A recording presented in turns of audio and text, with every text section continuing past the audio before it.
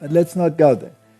So when we're talking about this in a literal sense, when you see them coming, then let them flee. Yes. Then flee. Now there were 2 sieges. The first siege, they surrounded the city, Cestus, and then they departed again. When you see Jerusalem encompassed by armies, well, when it's encompassed, you cannot flee. So It's too late. Yes, it had to happen. So there was a moment of reprieve, and they withdrew. So there was a moment of reprieve, and the Roman armies departed. And the Jewish zealots went behind them and killed many of them, which incensed the Romans. So it was obvious they were going to come back.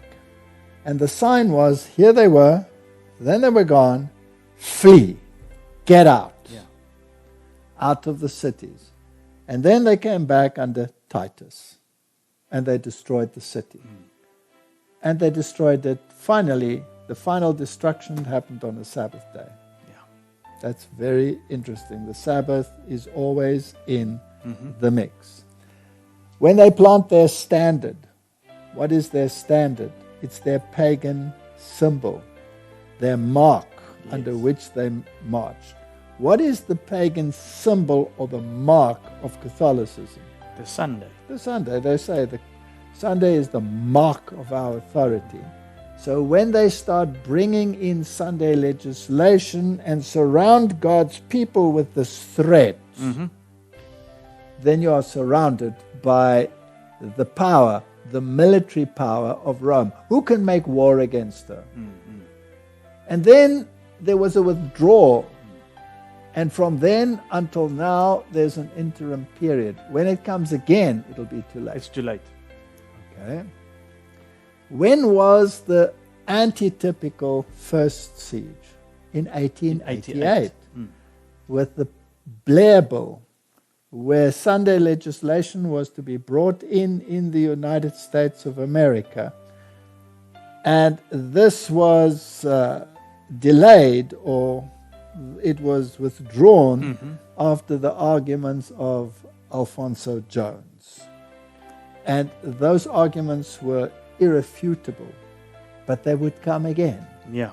So since 1888, we have been living in the time period between the 2 sieges. And already after 1888, the spirit of prophecy says the time has come to leave the cities. So God's people are to leave the cities. All right, there are many that are not heeding the call. They should actually never be in the cities. Exactly. But some of them are. So how do you get out of the cities? That's a good question. It right? is. Especially for people that might be stuck. And some people say, I can't get out of the city. I can't get out. Well, then others must prepare the way. You must link up to people that have this mindset, that want to get out. Ask God to open the way. And some He will enable, and they must prepare the way so that others can come out. Now, obviously, you can come out still at the last second, because we have another type, which is Lot. They came out at the last second, but it's harrowing. And there were casualties. Yes, Lot's wife was a casualty. So it's not the best way to go. So if you cannot go out yourself, then ask God to help you. Link up with those that have a similar mindset.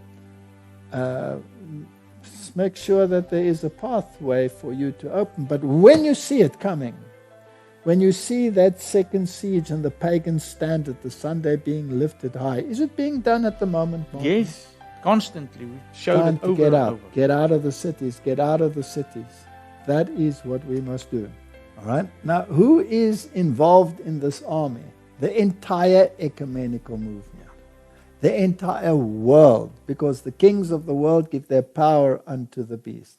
They are involved. The pastors are involved. They've trodden under the sanctuary. Everyone that has taken part in any form of that sanctuary being desolate. And who is the one who's supposed to know and to warn the world? Laodicea. That's it. And Laodicea is unfortunately what? Asleep. Asleep.